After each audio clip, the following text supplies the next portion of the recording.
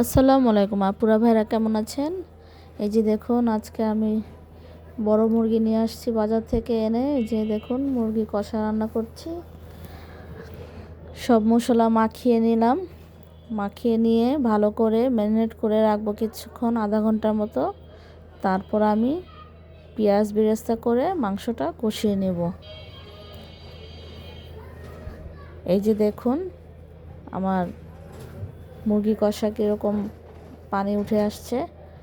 তো এইভাবেই করে হালকা পানি দিয়ে তারপর আমি মিডিয়াম লো আঁচে দমিয়ে রাখবো, যাতে এটা আস্তে আস্তে ভিতর থেকে সিদ্ধ হয়ে আসে।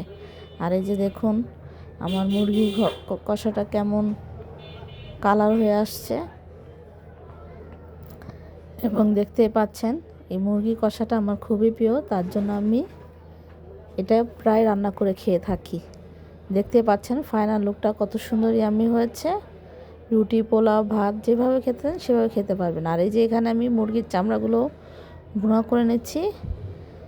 দেখতে পাচ্ছেন কত সুন্দর লোভনীয় হয়েছে, ঝাল ঝাল। তো আজ শুক্রবার, যদি ভিডিওটি ভালো লাগে অবশ্যই একটা লাইক কমেন্ট করে জানাবেন যে ভিডিওটি কেমন লাগলো। তা যে পর্যন্ত, আল্লাহ হাফেজ।